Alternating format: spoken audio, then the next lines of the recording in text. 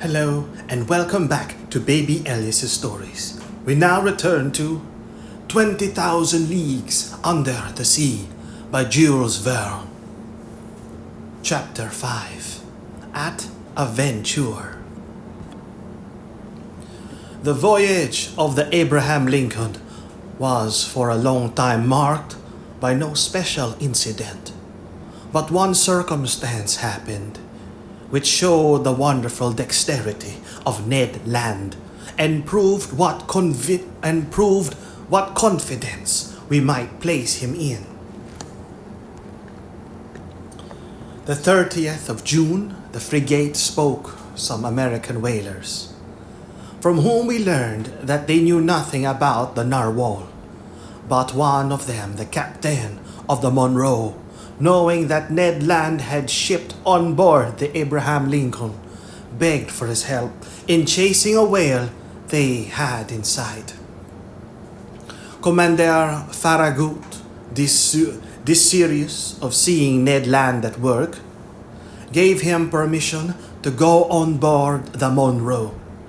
And fate served our Canadian so well that instead of one whale, he harpooned two with a double blow, striking one straight to the heart and catching the other after some minutes' pursuit.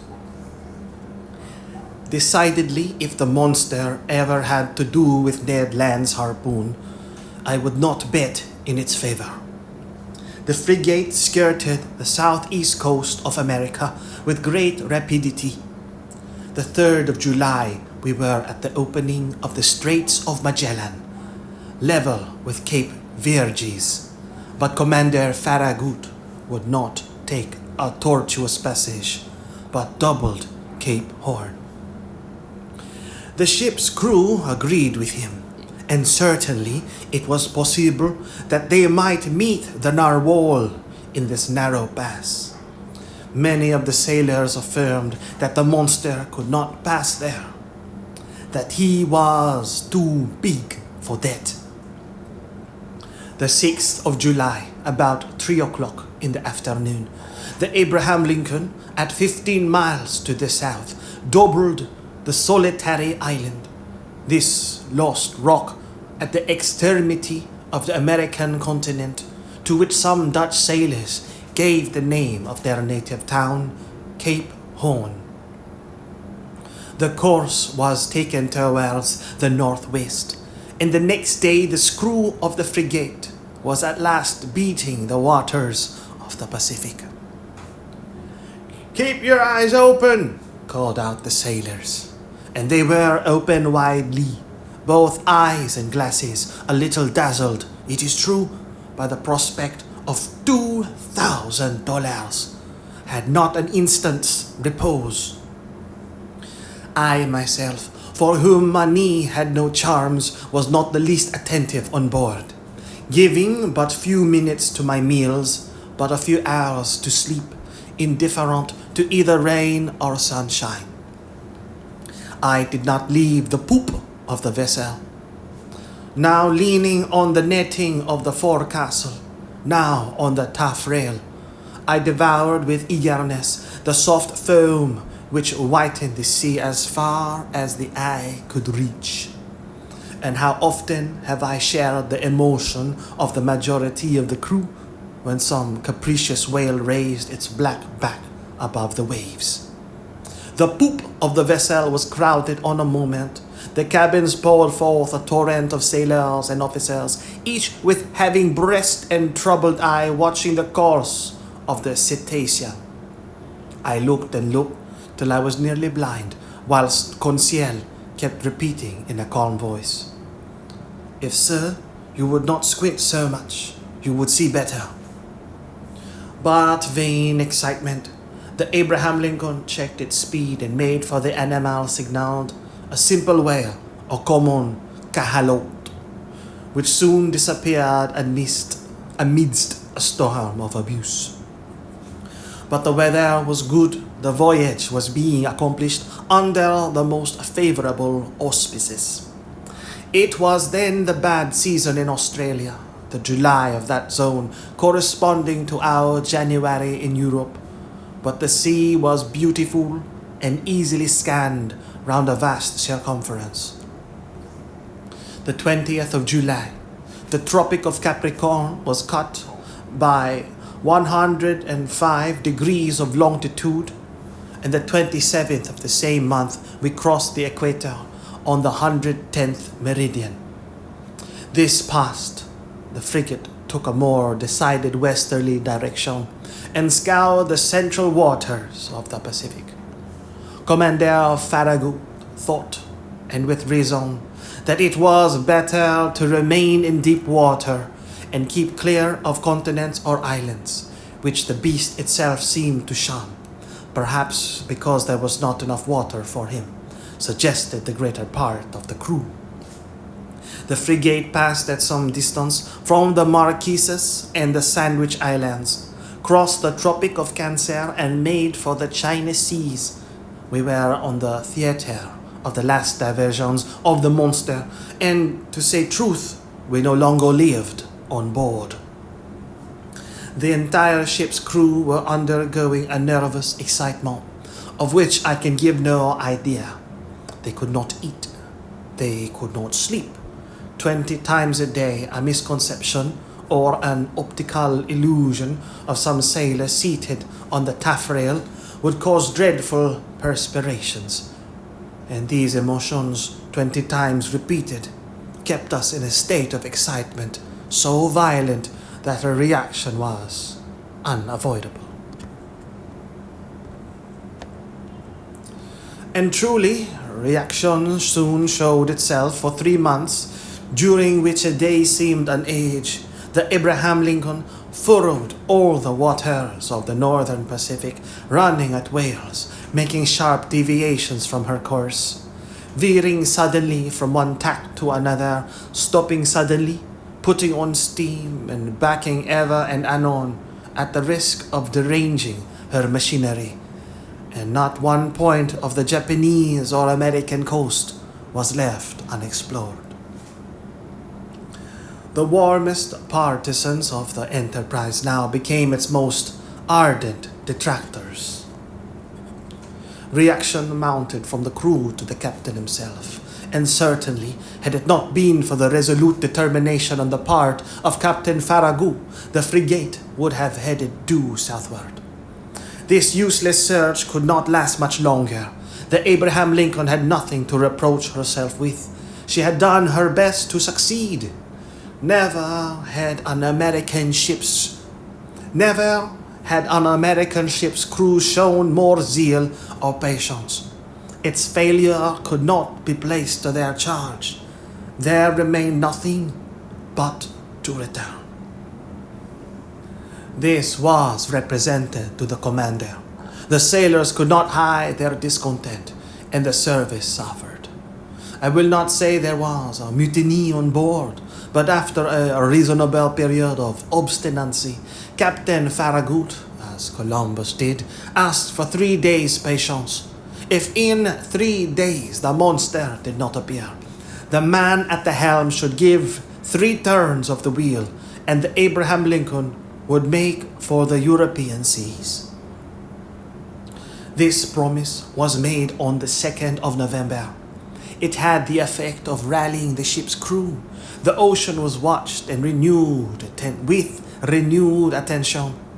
Each one wished for a last glance in which to sum up his remembrance. Glasses were used with feverish activity.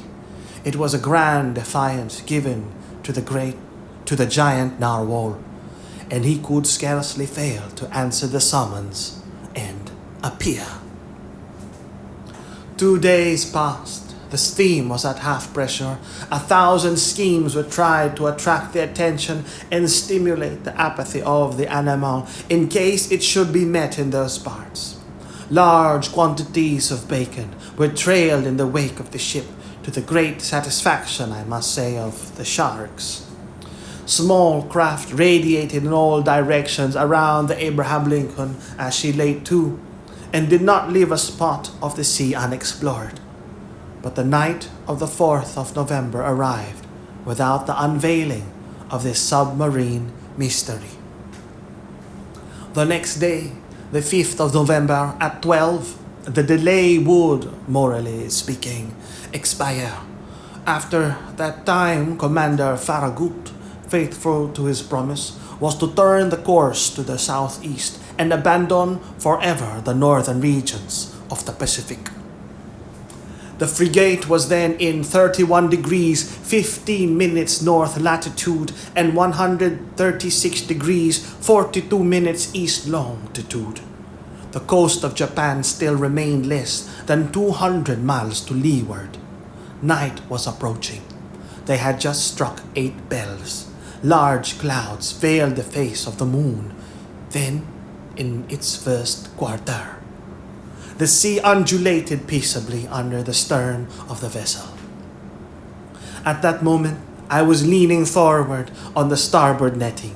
Conseil, standing near me, was looking straight before him. The crew, perched in the rat lines, examined the horizon, which contracted and darkened by degrees. Officers with their night glasses scoured the growing darkness. Sometimes the ocean sparkled under the rays of the moon, which darted between 2 clouds. Then all trace of light was lost in the darkness. In looking at Conseil, I could see he was undergoing a little of the general influence. At least I thought so. Perhaps for the first time his nerves vibrated to a sentiment of curiosity. "Come, Conseil," said I. "This is the last chance of pocketing the $2,000. "May I be permitted to say, sir," replied Conseil, "that I never reckoned on getting the prize, and had the government of the Union offered $100,000, it would have been none the poorer." "You are right, Conseil. It is a foolish affair after all, and one upon which we entered too lightly. What time lost, what useless emotions. We should have been back in France 6 months ago." "In your little room, sir," replied Conseil. "And in your museum, sir.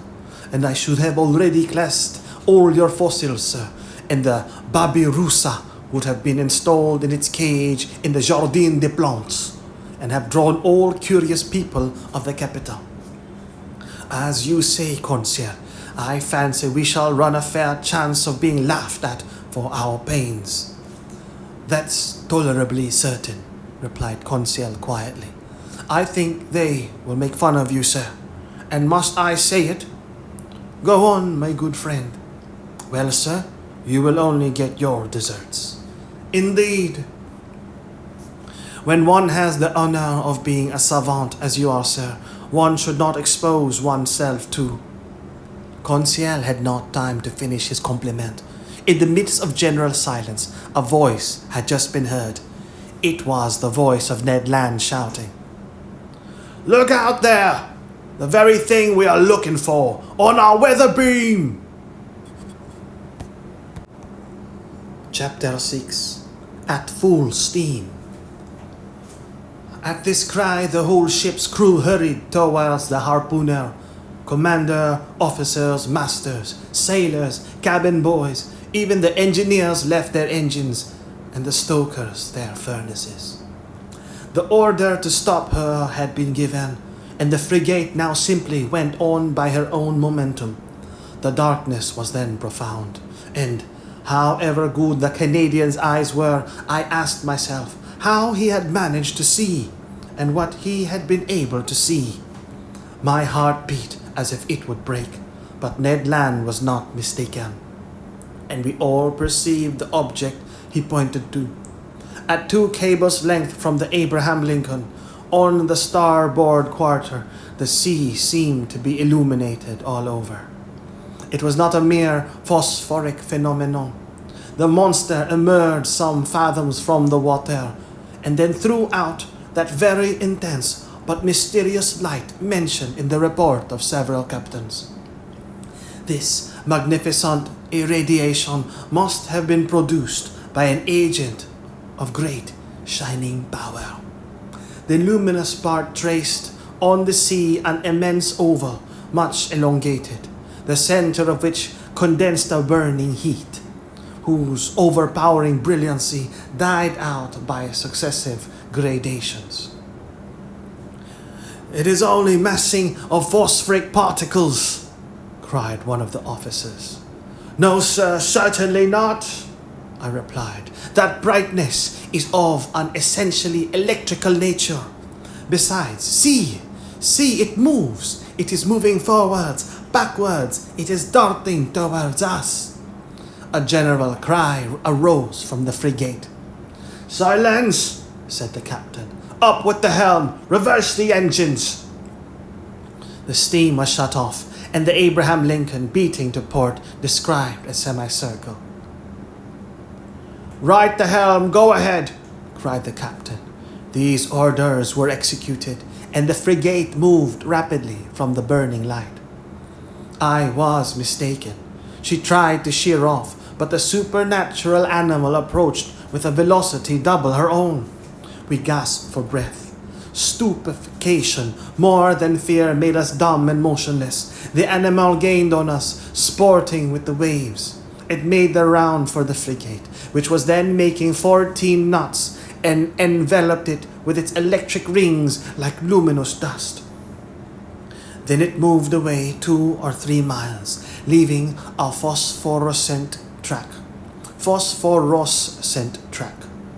like those volumes of steam that the express trains leave behind. All at once, from the dark line of the horizon, whither it retired to gain its momentum, the monster rushed suddenly towards the Abraham Lincoln with alarming rapidity, stopped suddenly about 20 feet from the hull, and died out, not diving under the water, for its brilliancy did not abate. But suddenly, and as if the source of this brilliant emanation was exhausted, then it reappeared on the other side of the vessel, as if it had turned and slid under the hull. Any moment a collision might have occurred which would have been fatal to us. However, I was astonished at the maneuvers of the frigate. She fled and did not attack. On the captain's face, generally so impassive, was an expression of unaccountable astonishment. "Mr. Aronnax," he said, "I do not know with what formidable being I have to deal, and I will not imprudently risk my frigate in the midst of this darkness. Besides, how attack this unknown thing? How defend oneself from it? Wait for daylight and the scene will change." "You have no further doubt, Captain, of the nature of the animal?" "No, sir. It is evidently a gigantic narwhal, and an electric one. Perhaps," added I, "one can only approach it with a torpedo?" "Undoubtedly," replied the captain. "If it possesses such dreadful power, it is the most terrible animal that ever was created. That is why, sir, I must be on my guard." The crew were on their feet all night. Not one thought of sleep. The Abraham Lincoln, not being able to struggle with such velocity, had moderated its pace and sailed at half speed. For its part, the narwhal, imitating the frigate, let the waves rock it at will, and seemed decided not to leave the scene of the struggle. Towards midnight, however, it disappeared, or, to use a more appropriate term, it died out, like a large glowworm. Had it fled, one could only fear, not hope it. But at several minutes to 1 o'clock in the morning, a deafening whistle was heard, like that produced by a body of water rushing with great violence. The captain, Ned Land, and I were then on the poop, eagerly peering through the profound darkness. "Ned Land," asked the commander, "you have often heard the roaring of whales?" "Often, sir, but never such whales the sight of which brought me in $2,000, if I can only approach within 4 harpoons' length of it." "But to approach," said the commander, "I ought to put a whaler at your disposal." Certainly, sir. That will be trifling with the lives of my men, and mine too, simply added the harpooner. Towards 2 o'clock in the morning, the burning light reappeared, not less intense, about 5 miles to windward of Abraham Lincoln. Notwithstanding the distance and the noise of the wind and sea, one heard distinctly the sound strokes of the animal's tail and even its panting breath. It seemed that at the moment that the enormous narwhal had come to take breath at the surface of the water, the air was engulfed in its lungs like the steam in the vast cylinders of a machine of 2,000 horsepower. Thought I. A whale with the strength of a cavalry regiment would be a pretty whale. We were on the qui vivre till daylight, and prepared for the combat.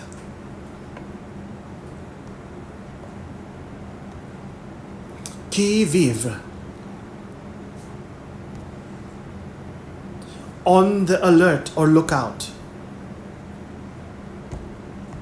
We were on the qui vive till daylight, and prepared for the combat. The fishing implements were laid along the hammock nettings. The second lieutenant loaded the blunderbusses, which could throw harpoons to the distance of a mile, and long duck guns with explosive bullets, which inflicted mortal wounds even to the most terrible animals. Ned Land contented himself with sharpening his harpoon, a terrible weapon, in his hands. At 6 o'clock day began to break, and with the first glimmer of light, the electric light of the narwhal disappeared. At 7 o'clock, the day was sufficiently advanced, but a very thick sea fog obscured our view, and the best spy glasses could not pierce it. That caused disappointment and anger. I climbed the mizzenmast. Some officers were already perched on the mastheads. At 8 o'clock, the fog lay heavily on the waves, and its thick scrolls rose little by little. The horizon grew wider and clearer at the same time. Suddenly, just as on the day before, Ned Land's voice was heard. "The thing itself on the port quarter!" cried the harpooner. Every eye was turned towards the point indicated. There, 1.5 miles from the frigate, a long blackish body emerged a yard above the waves. Its tail, violently agitated, produced a considerable eddy. Never did a tail beat the sea with such violence. An immense track of dazzling whiteness marked the passage of the animal and described a long curve. The frigate approached the cetacean. I examined it thoroughly. The reports of the Shannon and of the Helvetia had rather exaggerated its size, and I estimated its length at only 250 feet. As to its dimensions, I could only conjecture them to be admirably proportioned.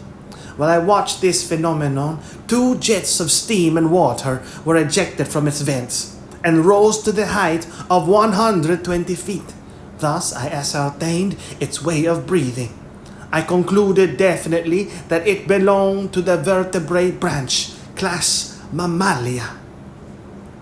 The crew waited impatiently for the chief's orders. The latter, after having observed the animal attentively, called the engineer. The engineer ran to him. "Sir," said the commander, "have you steam up?" "Yes, sir," answered the engineer. "Well, make up your fires and put on all steam." 3 hurrahs greeted this order. The time for the struggle had arrived. Some moments after, the 2 funnels of the frigate vomited torrents of black smoke, and the bridge quaked under the trembling of the boilers. The Abraham Lincoln, propelled by her wonderful screw, went straight at the animal. The latter allowed it to come within half a cable's length. Then, as if disdaining to dive, it took a little turn and stopped a short distance off. This pursuit lasted nearly 3/4 of an hour, without the frigate gaining 2 yards on the cetacean. It was quite evident that at that rate we should never come up with it. "Well, Mr. Land," asked the captain, "do you advise me to put the boats out to sea?" "No, sir," replied Ned Land, "because we shall not take that beast easily." "What shall we do then?" "Put on more steam if you can, sir, with your leave. I mean to post myself under the bowsprit, and if we get within harpooning distance, I shall throw my harpoon." "Go, Ned," said the captain. "Engineer, put on more pressure." Ned Land went to his post. The fires were increased. The screw revolved 43 times a minute, and the steam poured out of the waves, and the steam poured out of the valves.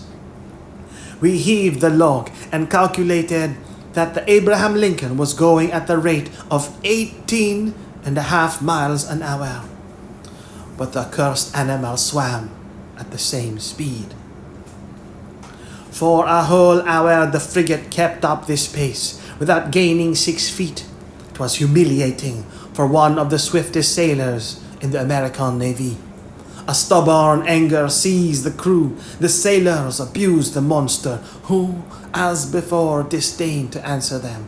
The captain no longer contented himself with twisting his beard. He gnawed it.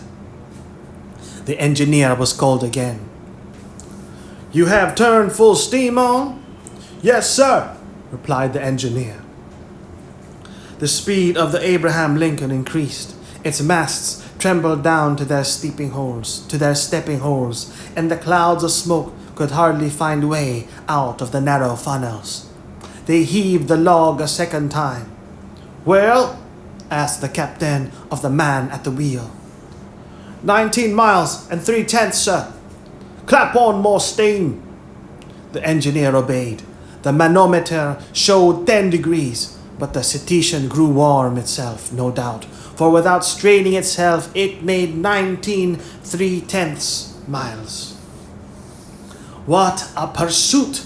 No, I cannot describe the emotions that vibrated through me. Ned Land kept his post, harpoon in hand. Several times the animal let us gain upon it. "We shall catch it! We shall catch it!" cried the Canadian. But just as he was going to strike, the cetacean stole away with a rapidity that could not be estimated at less than 30 miles an hour, and even during our maximum of speed, it bullied the frigate. Going round and round it, a cry of fury broke from everyone. At noon, we were no further advanced than that 8 o'clock in the morning. The captain then decided to take more direct means. "Ah," said he, "that animal goes quicker than the Abraham Lincoln. Very well, we will see whether it will escape these conical bullets. Send your man to the forecastle, sir." The forecastle gun was immediately loaded and slewed round, but the shot passed some feet above the cetacean, which was half a mile off.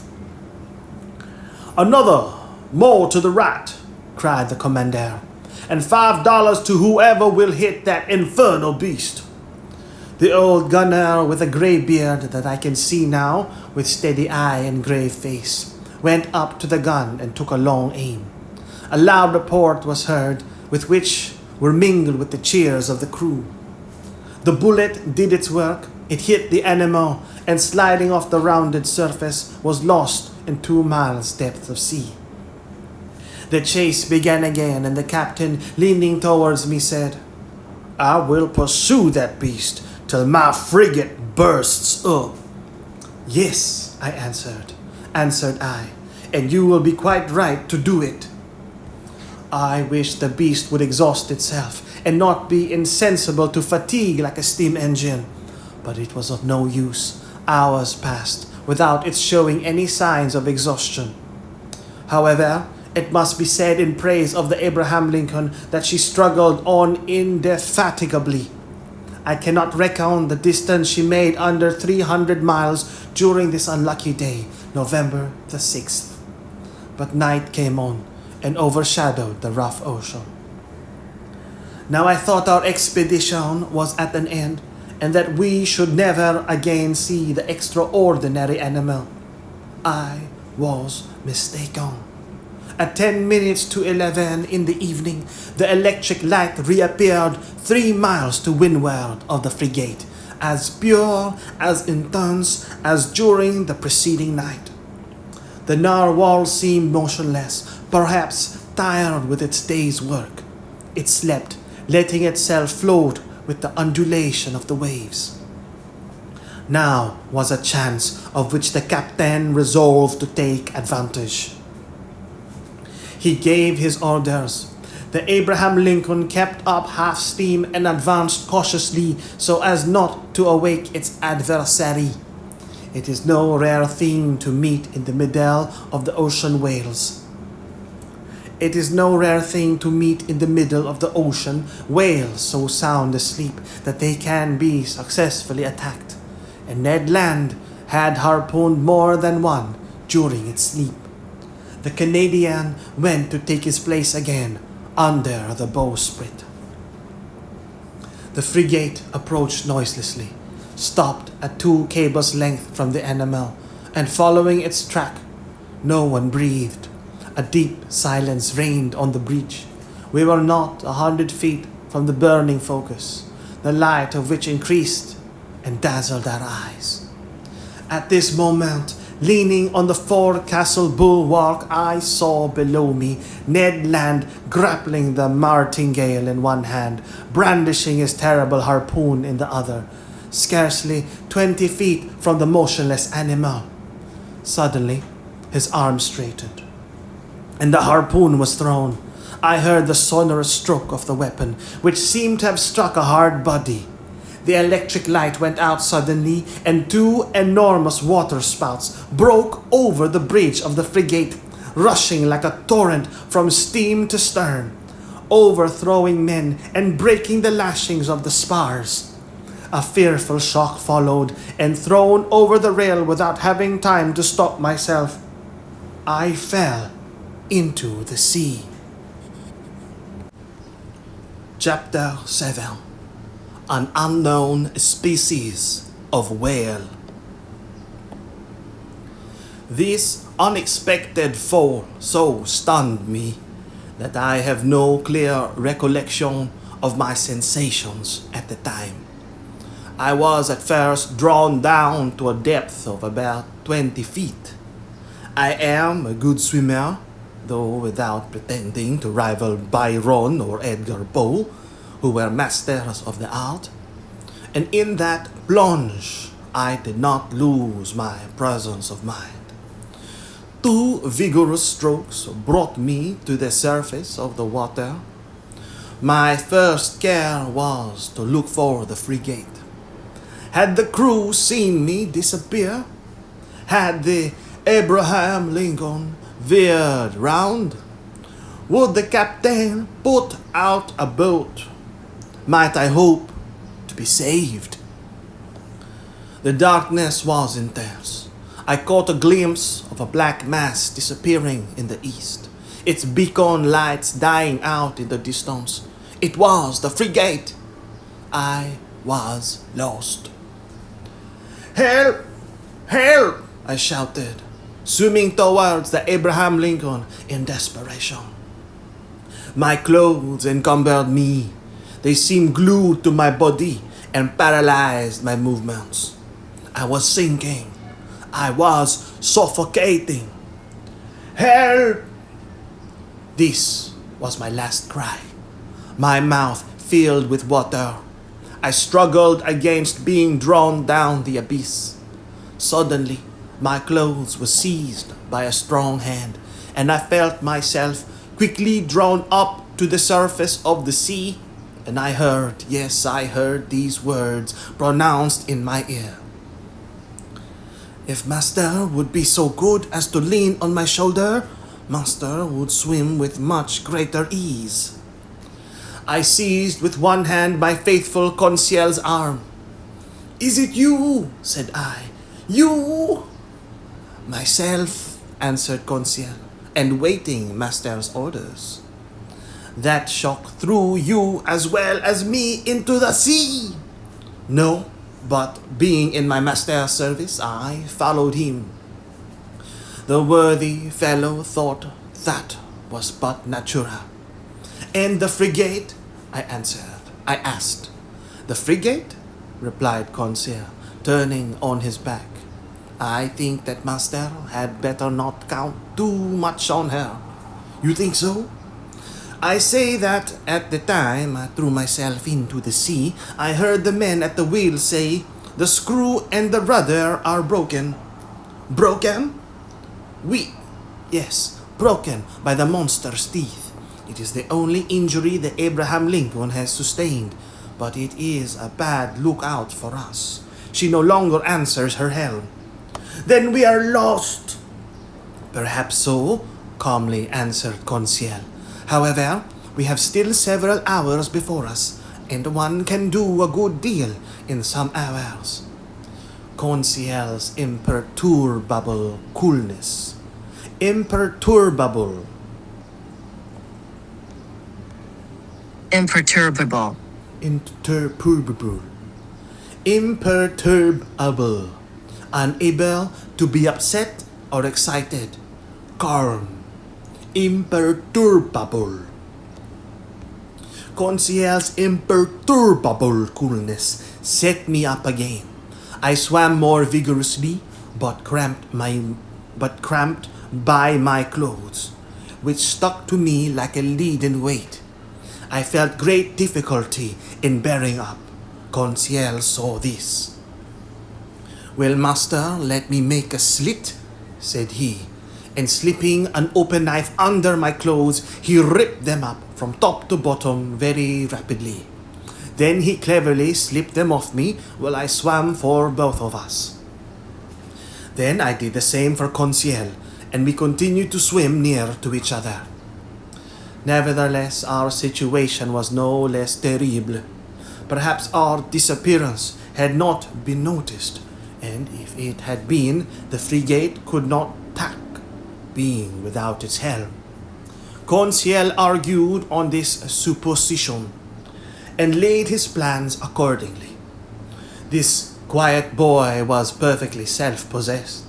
We then decided that, as our only chance of safety was being picked up by the Abraham Lincoln's boats, we ought to manage so as to wait for them as long as possible. I resolved then to husband our strength, so that both should not be exhausted at the same time. And this is how we managed. While one of us lay on our back, quite still with arms crossed and legs stretched out, the other would swim and push the other on in front. This towing business did not last more than 10 minutes each, and relieved each other thus. We could swim on for some hours, perhaps till daybreak. Poor chance, but hope is so firmly rooted in the heart of man. Moreover, there were two of us. Indeed, I declare, though it may seem improbable, if I sought to destroy all hope, if I wished to despair, I could not. This collision of the frigate with the cetacean had occurred about 11 o'clock in the evening before. I reckoned then we should have 8 hours to swim before sunrise, an operation quite practicable if we relieved each other. The sea, very calm, was in our favor. Sometimes I tried to pierce the intense darkness that was only dispelled by the phosphorescence caused by our movements.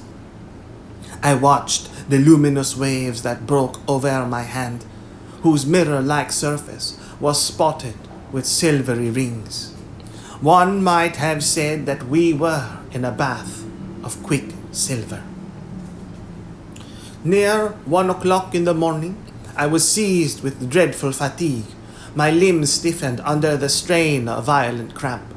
Conseil was obliged to keep me up, and our preservation devolved on him alone.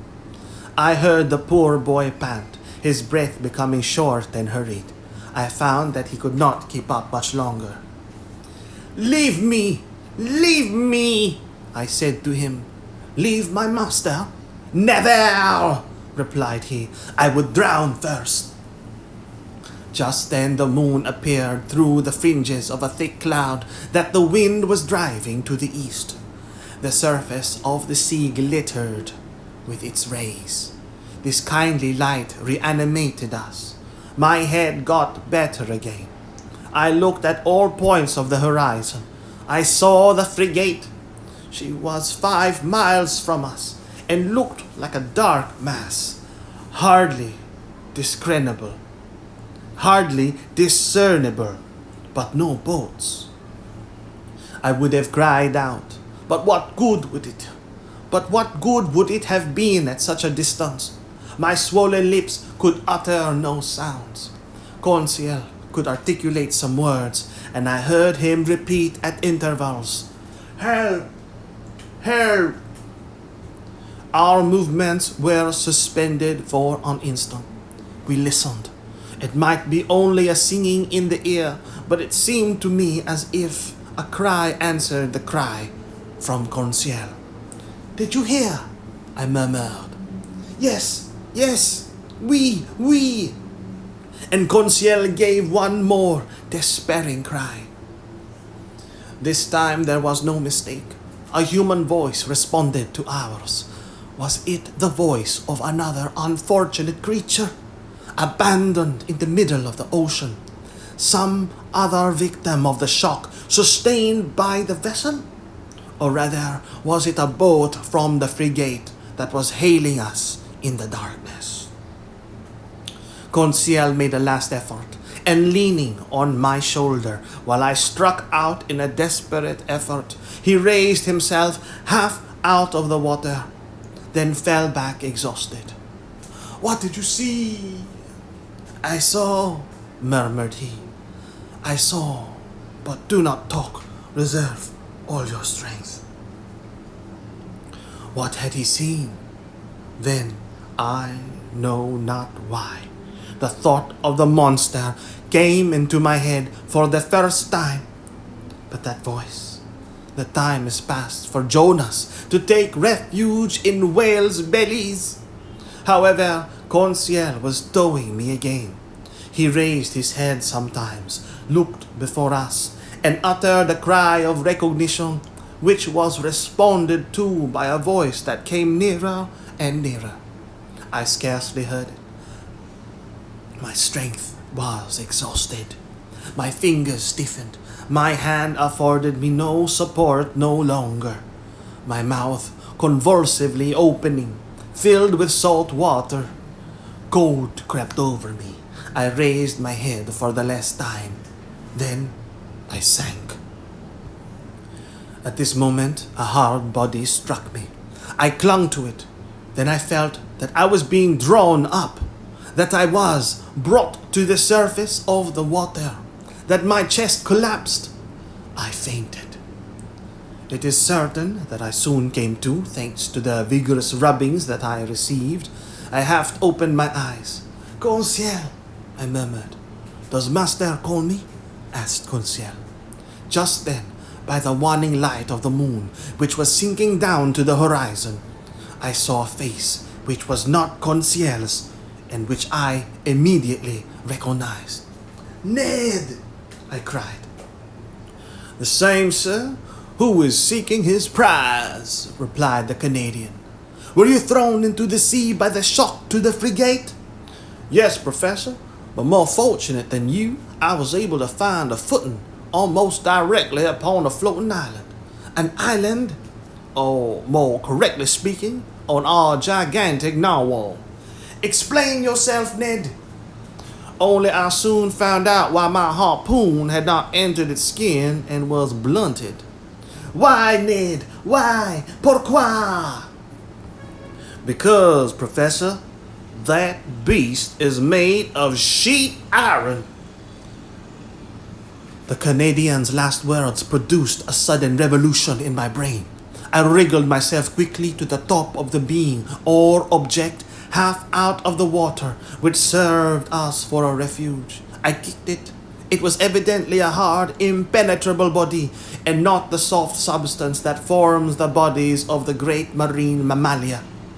But this hard body might be a bony covering, like that of the antediluvian animals, and I should be free to class this monster among amphibious reptiles, such as tortoises or alligators. Well, no! The blackish black that supported me was smooth, polished, without scales. The blow produced a metallic sound, tang, and incredible, though it seemed, I might say, as if it was made of riveted plates. There was no doubt about it. This monster, this natural phenomenon that had puzzled the learned world and overthrown and misled the imagination of seamen of both hemispheres, it must be owned, was a still more astonishing phenomenon, inasmuch as it was a simply human construction. We had no time to lose, however. We were lying upon the back of a sort of submarine boat, which appeared, as far as I could judge, like a huge fish of steel. Ned Land's mind was made up on this point. Conseil and I could only agree with him. Just then, a bubbling began at the back of this strange thing, which was evidently propelled by a screw, and it began to move. We had only just time to seize hold of the upper part, which rose about 7 feet out of the water, and happily its speed was not great. "As long as it sails horizontally," muttered Ned Land, "I do not mind it, but if it takes a fancy to dive, I would not give 2 straws for my life." The Canadian might have said still less. It became really necessary to communicate with the beings, whatever they were, shut up inside the machine. I searched all over the outside for an aperture, a panel, or a manhole, to use a technical expression, but the lines of the iron rivets, solidly driven into the joints of the iron plates, were clear and uniform. Besides, the moon disappeared then and left us in total darkness. At last, this long night passed. My indistinct remembrance prevents my describing all the impressions it made. I can only recall one circumstance. During some lulls of the wind and sea, I fancied I heard several times vague sounds, a sort of fugitive harmony produced by words of command. What was then the mystery of this submarine craft, of which the whole world vainly sought an explanation? What kind of beings existed in this strange boat? What mechanical agent caused its prodigious speed? Daybreak appeared. The morning mists surrounded us, but they soon cleared off. I was about to examine the hull, which formed on deck a kind of horizontal platform, when I felt it gradually sinking. "Oh, confound it!" cried Ned Land, kicking the resounding plate. "Open, you inhospitable rascals!" Happily, the sinking movement ceased. Suddenly, a noise like ironworks violently pushed aside came from the interior of the boat. One iron plate was moved. A man appeared, uttered an odd cry, and disappeared immediately. Some moments after, 8 strong men with masked faces appeared noiselessly and drew us down into their formidable machine. Chapter 8. Mobilis in Mobili. This forcible abduction, so roughly carried out, was accomplished with the rapidity of lightning. I shivered all over. Whom had we to deal with? No doubt some new sort of pirates who explore the sea in their own way. Hardly had the narrow panel closed upon me when I was enveloped in darkness, my eyes dazzled with the outer light, could distinguish nothing. I felt my naked feet cling to the rungs of an iron ladder.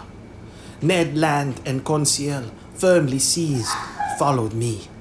At the bottom of the ladder, a door opened and shut after us immediately with a bang. We were alone. Where, I could say, hardly imagine. All was black, and such a dense black that, after some minutes, my eyes had not been able to discern even the faintest glimmer. Meanwhile, Ned Land, furious at these proceedings, gave free vent to his indignation. "Confound it!" cried he. "Here are people who come up to the Scotch for hospitality. They only just miss being cannibals. I should not be surprised at it, but I declare that they shall not eat me without my protesting." "Calm yourself, Ned. Calm yourself, friend Ned. Calm yourself," replied Conseil quietly. "Do not cry out before you are hurt.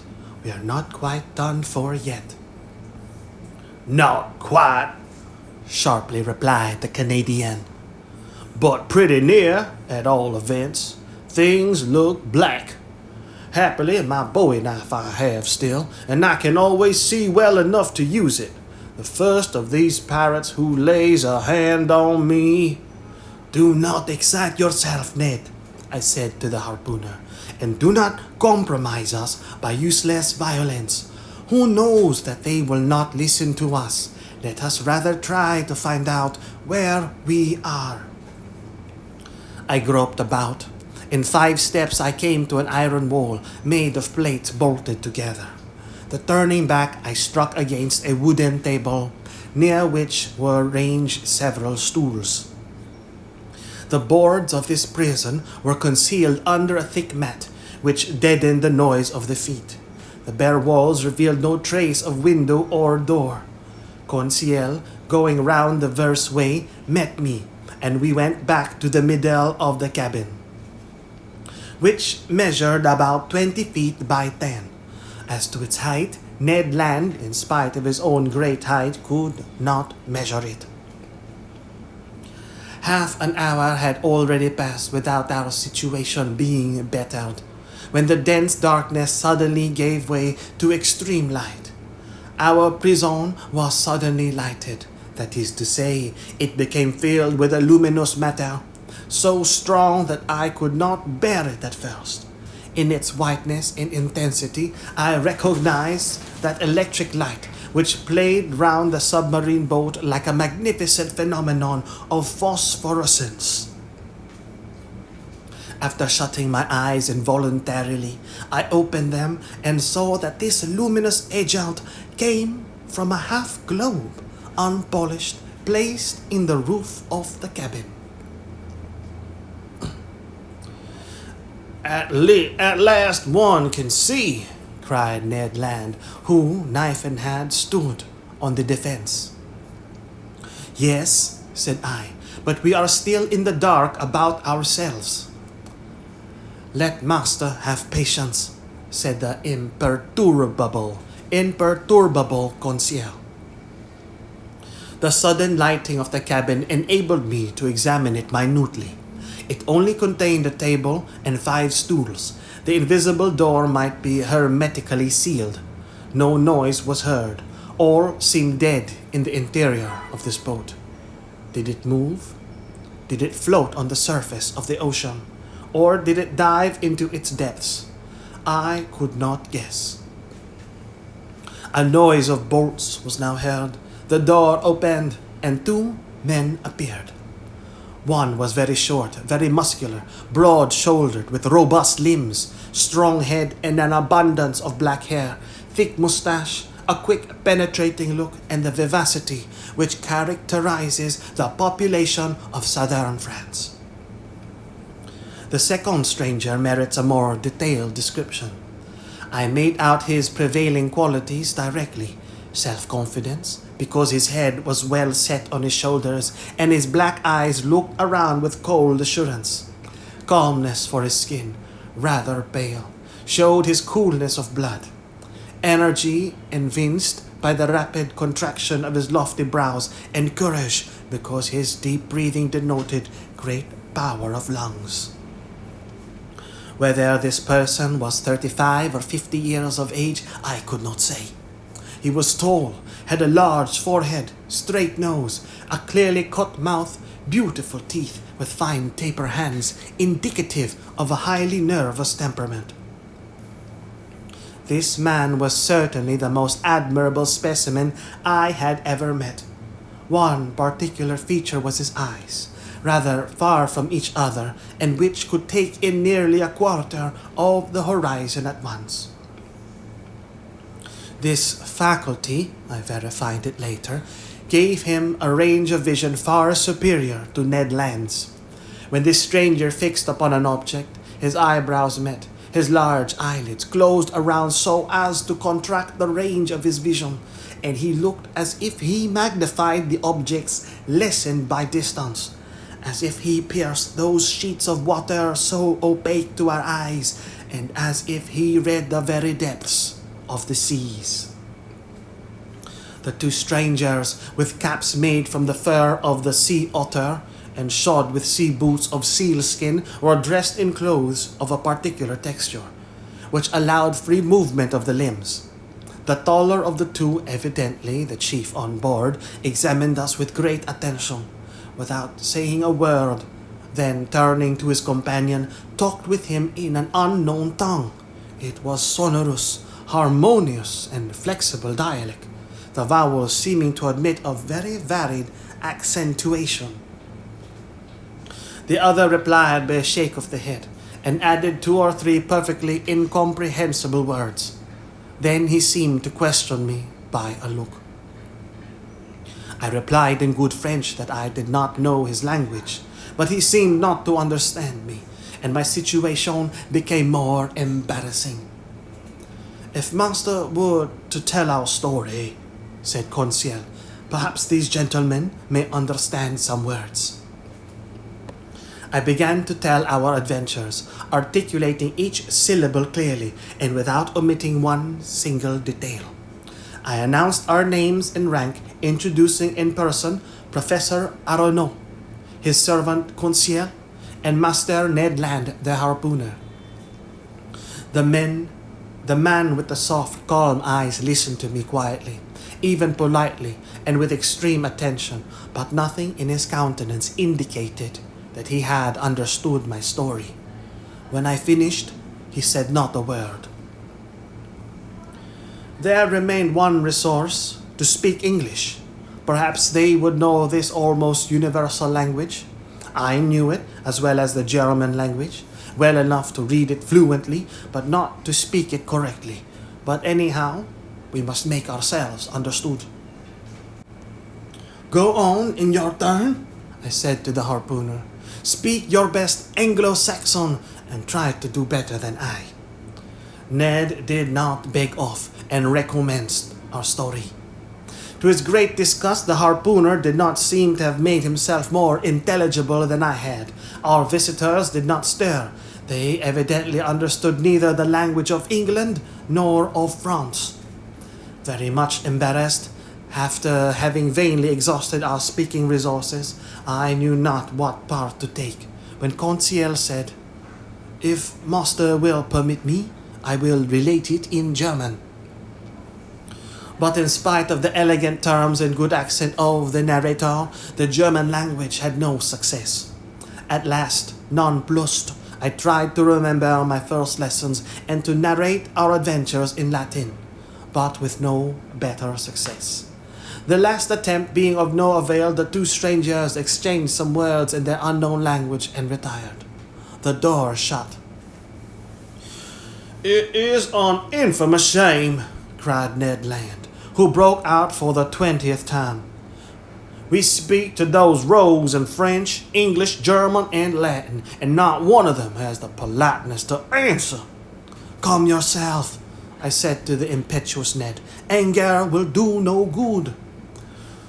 "But you see, Professor," replied our irascible companion, irascible, Irascible. irascible, having or showing a tendency to be easily angered, irritable. But do you see, Professor, replied our irascible companion, that we shall absolutely die of hunger in this iron cage? Bah, said Conseil philosophically. We can hold out some time yet. My friends, I said, we must not despair. We have been worse off than this. Do me the favor to wait a little before forming an opinion upon the commander and the crew of this boat. My opinion is formed, replied Ned Land sharply. They are rascals. Good, and from what country? From the land of rogues. My brave Ned, that country is not clearly indicated on the map of this world, but I admit that the nationality of the two strangers is hard to determine. Neither English, French, nor German, that is quite certain. However, I am inclined to think that the commander and his companion were born in low latitudes. There is southern blood in them, but I cannot decide by their appearance whether they are Spaniards, Turks, Arabians, or Indians. As to their language, it is quite incomprehensible. There is the disadvantage of not knowing all languages. There is the disadvantage of not knowing all languages, said Conseil, or the disadvantage of not having one universal language. As he said these words, the doors opened. A steward entered. He brought us clothes, coats, and trousers made of a stuff I did not know. I hastened to dress myself, and my companions followed my example. During that time, the steward, dumb, perhaps deaf, had arranged the table and laid 3 plates. This is something like, said Conseil. Bah, said the angry harpooner. What do you suppose they eat here? Tortoise liver, filleted shark, and beef steaks from sea dogs? We shall see, said Conseil. The dishes of bell metal were placed on the table, and we took our places. Undoubtedly, we had to do with civilized people, and had it not been for the electric light which flooded us, I could have fancied I was in the dining room of the Al Defi Hotel at Liverpool, or at the Grand Hotel in Paris. I must say, however, that there was neither bread nor wine. The water was fresh and clear, but it was water and did not suit Ned Land's taste. Amongst the dishes which were brought to us, I recognized several fish delicately dressed, but of some, although excellent, I could give no opinion. Neither could I tell to what kingdom they belonged, whether animal or vegetable. As to the dinner service, it was elegant and in perfect taste. Each utensil, spoon, fork, knife, plate, had a letter engraved on it with a motto above it, of which this is an exact facsimile. Mobilis in Mobili, N. The letter N was no doubt the initial of the name of the enigmatical person who commanded at the bottom of the seas. Ned and Conseil did not reflect much. They devoured the food, and I did likewise. I was, besides, reassured as to our fate, and it seemed evident that our host would not let us die of want. However, everything has an end. Everything passes away, even the hunger of people who have not eaten for 15 hours. Our appetites satisfied, we felt overcome with sleep. Faith, I shall sleep well, said Conseil. So shall I, replied Ned Land. My 2 companions stretched themselves on the cabin carpet and were soon sound asleep. For my own part, too many thoughts crowded my brain. Too many insoluble questions pressed upon me. Too many fancies kept my eyes half open. Where were we? What strange power carried us on? I felt, or rather fancied, I felt the machine sinking down to the lowest beds of the sea. Dreadful nightmares beset me. I saw in these mysterious asylums a world of unknown animals, amongst which this submarine boat seemed to be of the same kind, living, moving, and formidable as they. Then my brain grew calmer. My imagination wandered into vague unconsciousness, and I soon fell asleep, and I soon fell into a deep sleep.